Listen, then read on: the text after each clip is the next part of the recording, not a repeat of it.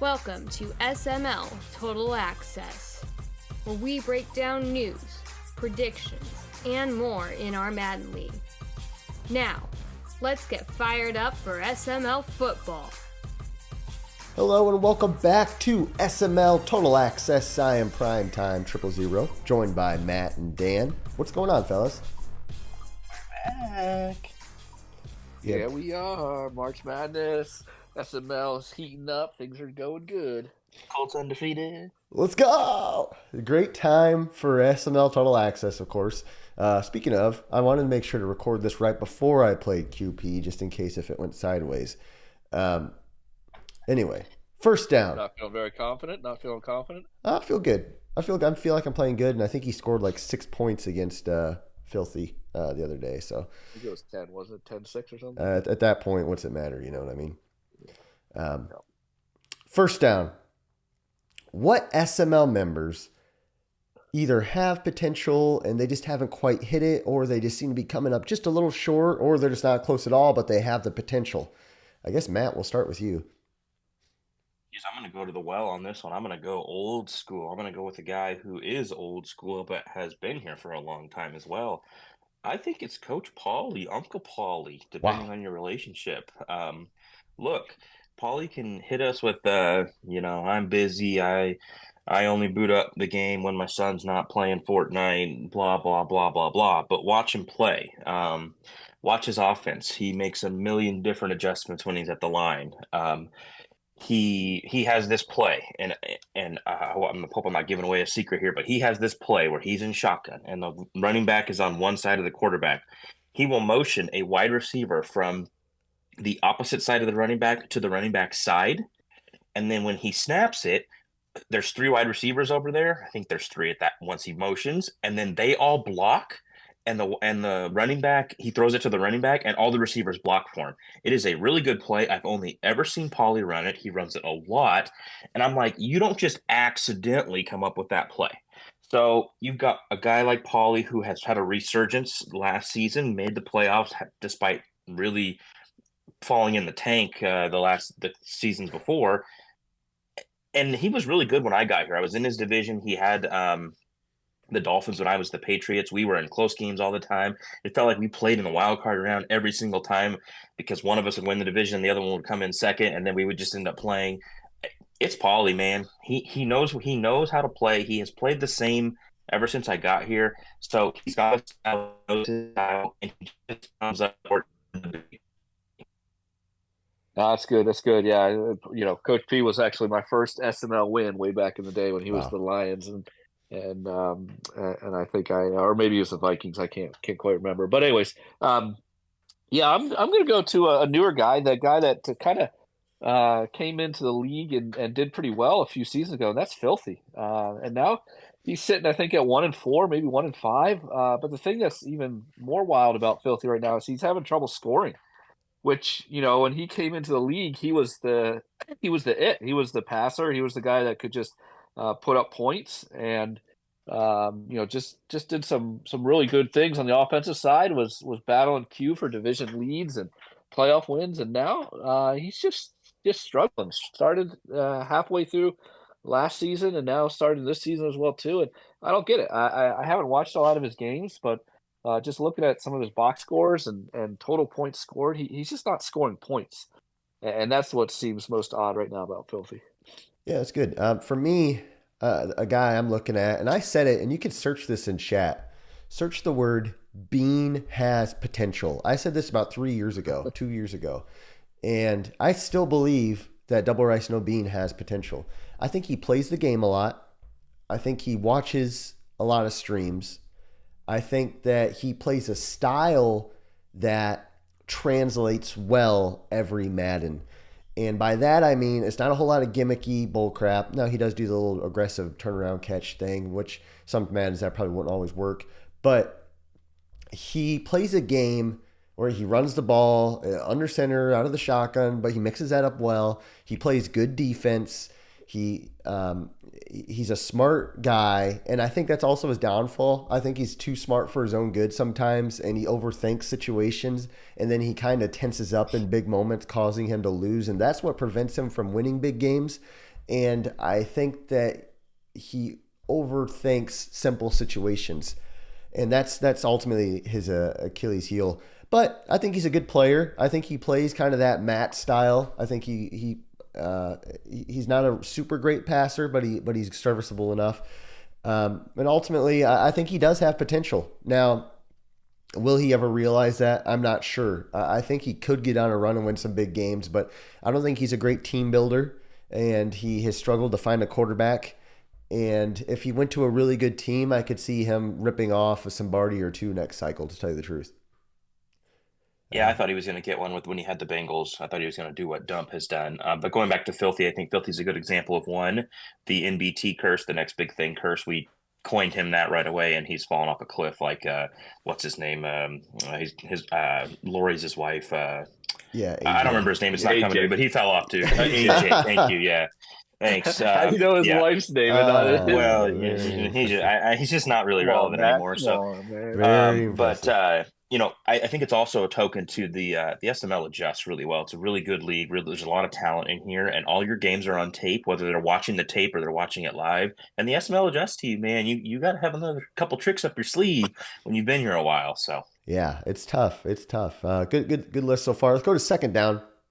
What is your biggest pet peeve, whether it's with Madden, gameplay or league chat stuff, or just in general you see in leagues, maybe not pertaining to SML, but just in general? What do you think? Dan, we'll start with you. Yeah, my biggest pet peeve is, and it's just kind of been this way for it feels like forever.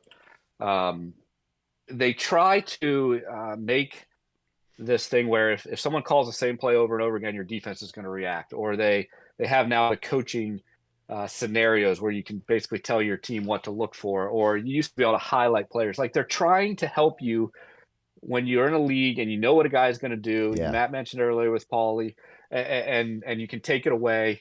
They toy with you. It's like, yes, here's all the tools you need, and then none of them work. And then it just takes you off, because you're like, I know what that guy's running. I know what he's going to do. I put my guys where they need to be, and it still can't stop it. To really make a CFM, especially one that goes as many cycles as we do, really be powerful is that right there, because that will force players to, just over and over again have to adjust. And that's what I'm looking in a CFM. So I guess I'm most annoyed with Madden teasing us and never coming through on that. That's good. yeah, I'm going to go away from the game just a little bit, because I could have a laundry list, and I've made it clear I don't really like Madden. Outside of last year, it was pretty decent, but I'm going to go with the league itself. And for me, I was in a league with Mike, and once Mike's league once he folded that league, I was pretty much done with Madden, right? Until he introduced me to the SML. So for me, it's really an inconsistent commissioner. So for one thing I like about the SML, it's very, very clear how we operate. The advances are clear. There's not a random advance, or it's not always adjusted. It's very clear. It's like, hey, we're advancing this amount of hours on this time. If you're in the middle of your game, I don't care. I'm hitting the dang button. You knew about it. I feel like, and I know most people may not feel this way, whatever, but there's a lot of behind the scenes going on about trying to be consistent with discipline and how we evaluate, and not trying to just go by the seat of our pants. That's a very tough thing to do, right? With 32 people. But for me, it's just that expectation of, I know how the league is going to be ran, and it is ran that way. And I mean, if you want to know how good you have it in the SML, I'd say DM NYT, but he puts it in the chat anyway. Look at how these other leagues are run. I mean, I think his commissioner in one of his other leagues called him a "see you next Tuesday" because he beat him in the playoffs or something. So I think I might do that too. but I think that's it. That's for me. It's just the consistency of the running of the league. Yeah, the inconsistency is my pet peeve. So that's good. No, I had a Madden one and a real life one, and my Madden one was actually Dan's, which was nothing's more frustrating. I kind of pride myself in kind of knowing what's going to happen, or kind of making micro adjustments in the game. And you load up, your guy comes out and gun spread, and yeah, okay, inside zone's overpowered, whatever. But when you come in a really hard run defense, and you hit the guy after 2 yards, and then he falls forward for another 4 yards, they quietly added back the fall forward runs, which weren't a thing last year. that really tweaks me off. But I think league-wise, to me, I think it's my biggest pet peeve has to be the feedback I sometimes get on evaluations and how people think we run discipline versus how it actually goes. And a lot of times, I don't think people realize the struggle that goes on internally with myself and how many people I actually check with to try to be fair.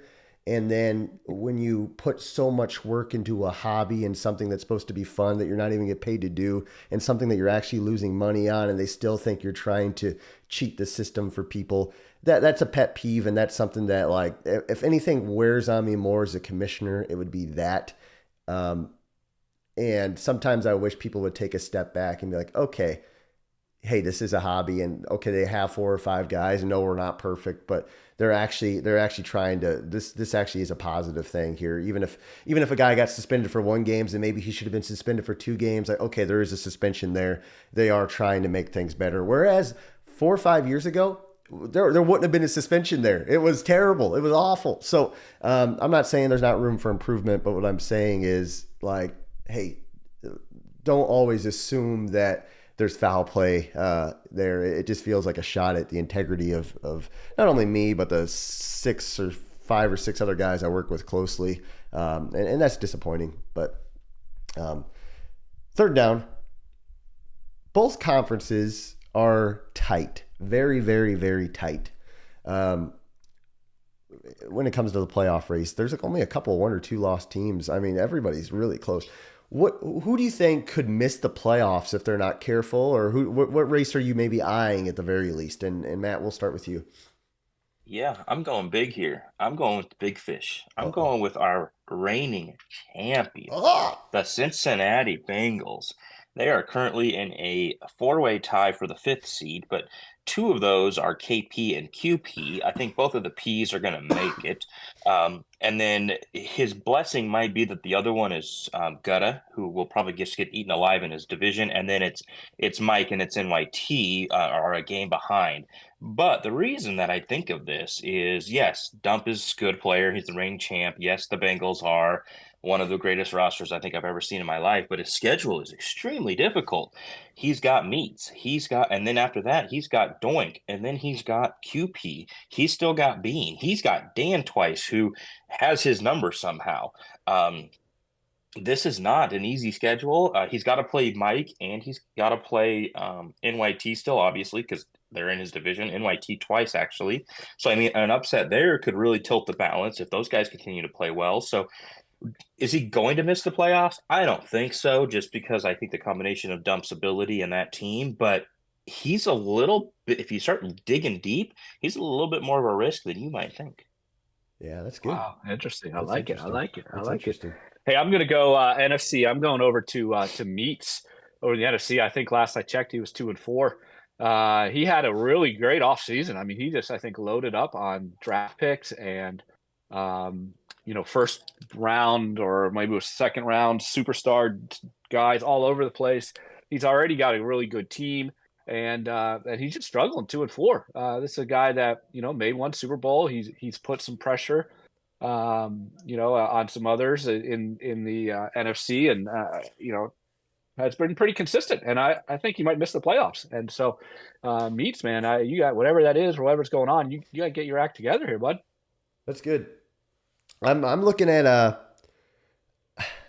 it's really tough because there's so many people that are close just in their divisions and whatnot. But if I were to look at somebody and say, hey, this guy might miss the playoffs right now, unfortunately, I'm going to have to go with my friend KP again. I like KP. He's having a rebound season. He's 4-2. But his schedule really, really ramps up here. He's got the Chargers. He's got AJ. He's got me. He's got Paulie. Tiny Titan, who is actually good now. Dan, Bomber, and Torque. That's a tough schedule to end a season. And he's got 2 losses, but he's got Gutta on his heels. He's got QP, who's not even in the playoffs right now, who's right on his heels. dump right there. So that's a tough stretch, and he's right there at the 6 or 7 seed already. So I'm just watching out for KP. I hope he makes it. I like to play him in the playoffs, but hey, watch out, KP. You gotta make sure you're dialed in. Maybe you should ask Elon Musk for help. Fourth down. I don't like that one. I didn't like that one. Hey, I knew you wouldn't. Let's spread the love on somebody. And Dan, you're good at spreading it. Who are you spreading on? Yeah, I'm gonna spread my love on AFC West guy looking pretty good early on. I think again last time or by the time we record this, I think he's 4-2 or 5-2. Had some nice wins.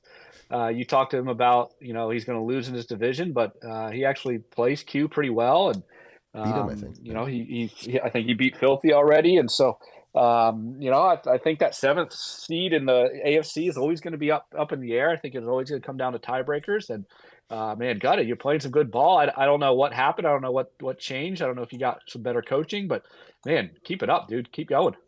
Wow. Yeah, nice wins. He beat Filthy and then got blown out by Wine. But let's see. I'm gonna spread my love on a few guys. One, I'm gonna go off script here. I'm gonna go to our SML network counterparts over there at Countdown. I'm just gonna give them a little bit of an applause here publicly for the work that they do. I think Bomber, Straw, and Lori's husband. They put in a lot of work. We talked about the behind the scenes with the evals and stuff like that, and there's a lot of work that goes into that. When you're on a show like this, there's a lot of work that goes in behind the scenes, right before we go live.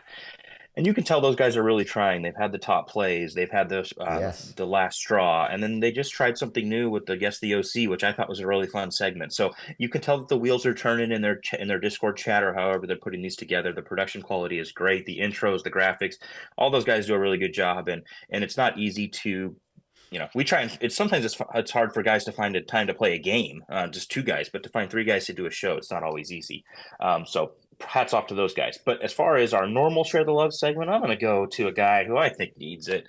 He just recently made a trade. It might have been a gut decision trade, but it's Woods. Wow. Boy, if there was a roller coaster in the SML, Woods has been on it all cycle. Guy goes to the Super Bowl, wins it, first one ever, living the high life. Maybe this is going to be a cycle of multiple appearances, multiple Simbardies with that team. And it's been, he had a really terrible season. Then he kind of bounced back last season, but he's sitting at 1-5. He's been between Hurts and that Dorian Jackson, I don't know if I got his first name right. That sounds like a real life guy, but that guy won the Heisman. He drafted him. He's okay. And now he's been bouncing back, but Hurts would have 10 passes. This rookie would have 8. He can't figure it out. And now he just traded for Biz's superstar after Biz beat the crap out of him. So Woods, you need the love. And here it is, buddy.